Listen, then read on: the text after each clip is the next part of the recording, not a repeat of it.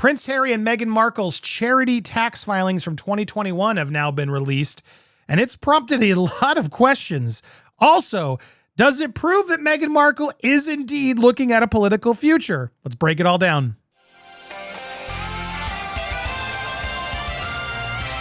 Welcome to Popcorn Planet. I am Andy Signore. I know a lot of you just don't care about these two, but I did find this one interesting, so I'm back reporting on the Duke and Duchess of Sussex and their charity, the Archewell Foundation, and the fact that they left $10 million in the bank. $10 million that allegedly, suspiciously, some are speculating, is the payment that may have been from Oprah Winfrey for that interview they did back then. I want to break all this down because, look, I don't really care about them, but they are big figures. You guys are interested in them, and I'm confused how this charity works and what this charity actually does. Before we even go to this breakdown, I wanted to look up Archewell. What is Archewell? Well, Archewell seems to be both a for-profit and not-for-profit company. The Archewell group itself is their audio, Archewell Audio, where they do podcasts like their Spotify deal, and their Archewell Productions, which is based off their Netflix deal. So the documentaries, the podcasts that they do all fall under Archewell, but it's the Archewell Foundation that becomes the actual not-for-profit charity initiative, which core purpose is quite simply to do good. We meet the moment by showing up, taking action, and using our unparalleled spotlight to uplift and unite communities, both local, global, online, and offline. So kind of like the Royals. They took a page from the Royals book. We show up and use our fame to bring the spotlight there and get attention because we're famous. Now, good. Look, more famous people, the more good famous people do, the better. I'm not here to knock charity. I'm glad they're doing charity. They should be doing charity. But it's what they sort of make their core, right? What they do and what they're all about. And as you look into the Archewell Foundation, this is taken from their website, their impact report of 2020, 2022.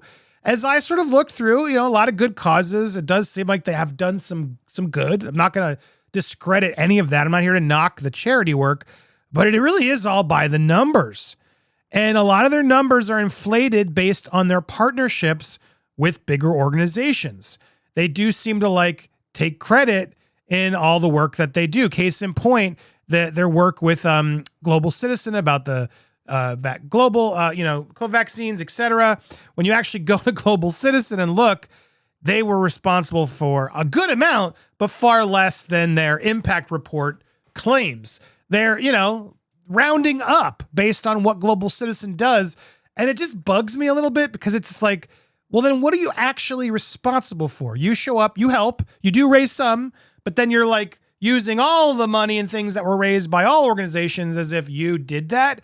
And that's a red flag to me of something that just seems like, well, what is this? And a lot of these organizations are small upstarts. It makes me wonder, I don't know. What is the involvement? What's really going on here? So, all right, well, look, the only reason I'm asking these questions is because of the tax filings that were recently filed.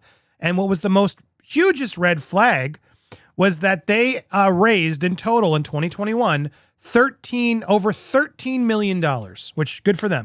Bravo. $13 million donated by two wealthy philanthropists. So two people donated that money. Makes you wonder, who were those two people? Why? Could one of those been an Oprah donation to the charity in order for the interview? Could it have been?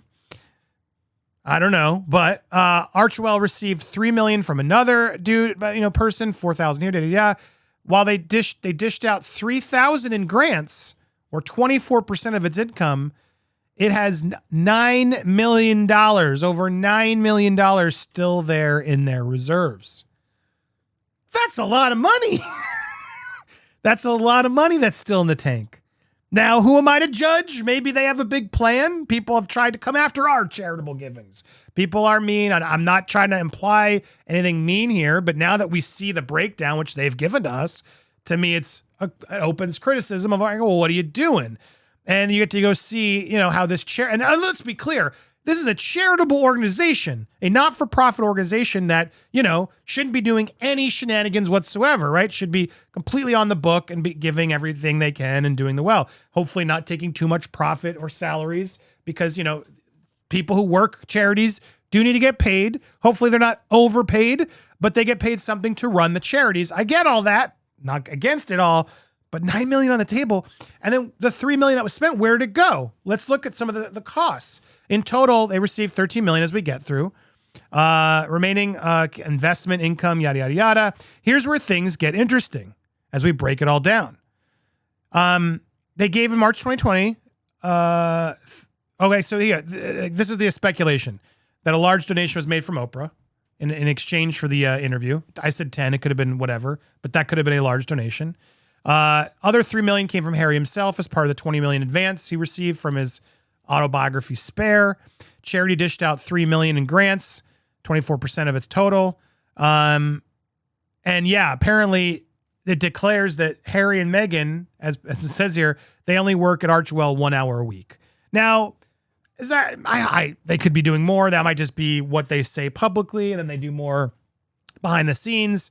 But they do 1 hour a week per their charity, which is not something they say. They say they're very heavy and busy but this says they work 1 hour. That says it's a standard for nonprofit disclosures for board participation, similar to what the Obamas, Mark Zuckerberg have done for their charitable foundations.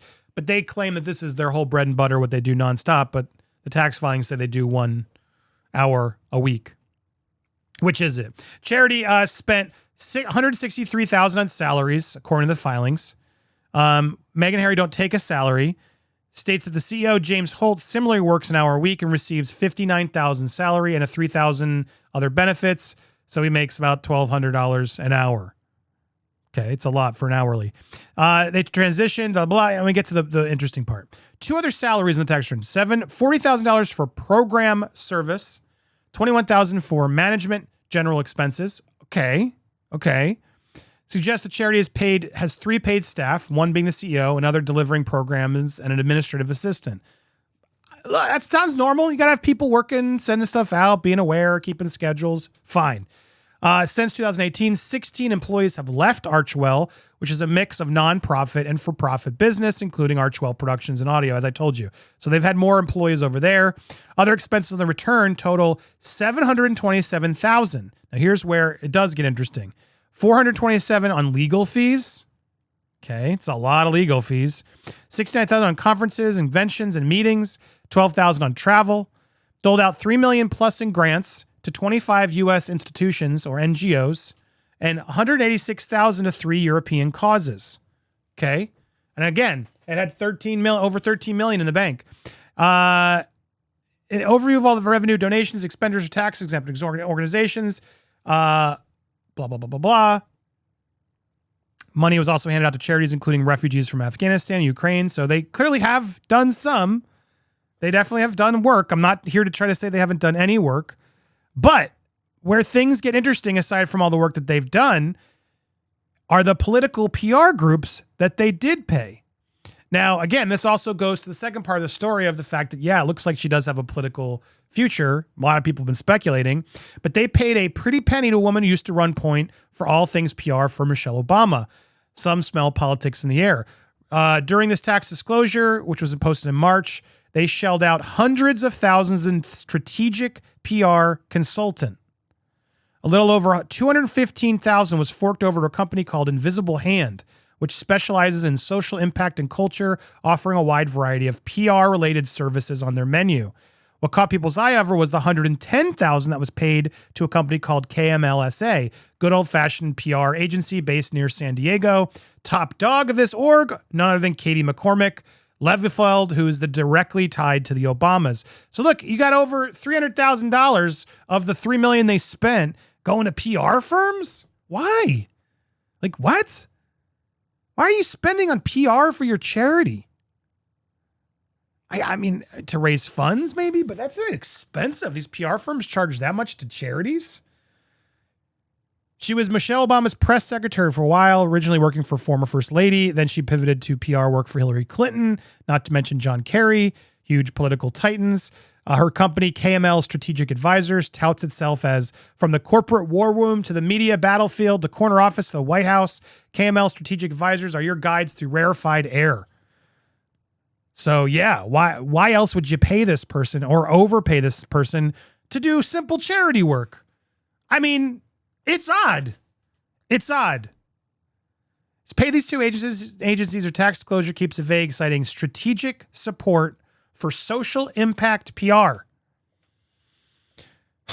Talk about a bunch of BS buzzwords. I mean, come on. I thought it's about showing up and doing the work, but no, it's also about paying for strategic White House and blah, blah, blah support and all these expensive war chests. Again, speculation warning. I'm not saying they're doing anything fraudulent, but it does seem potential misconduct in play from my eyes. Why aren't you spending all the money? What's going on? Is this planned for something bigger? What's going on? Why all these PR firms? Is this really a good use of funds? Is this really how you step up and do good to pay the highest war chest White House publicists? Look, it's yet another reason where it just seems like something's fishy here. Something's off. And I understand the complaints. At the same time, I think a lot of people are jumping a little too head into it. Like, I'm not saying we can see fraudulent, but it does feel like there's something off here that they could have been doing better, more good, as they claim, with all that money still left in the bank. I mean, what do you think of all this? Do you find this intriguing? Are you confused as well? Does this raise a red flag? I want to hear your thoughts in the comments down below. Please hit that subscribe button, hit that bell for all alerts, smash that like button as well, and tell me your thoughts. Or are you on Team Meghan? Look, I'm not like anti Meghan and Harry as everyone seems to, but they are popular figures. They've put themselves out. They've made this all a thing. We're allowed to have commentary. Leave them alone. We're not here to make enemies, bully anybody. Leave them alone, but do share your comments and down below. We will be live later today with some more news of the world. Hope to see you guys then. Thanks so much for watching here on Popcorn Planet. We'll see you soon.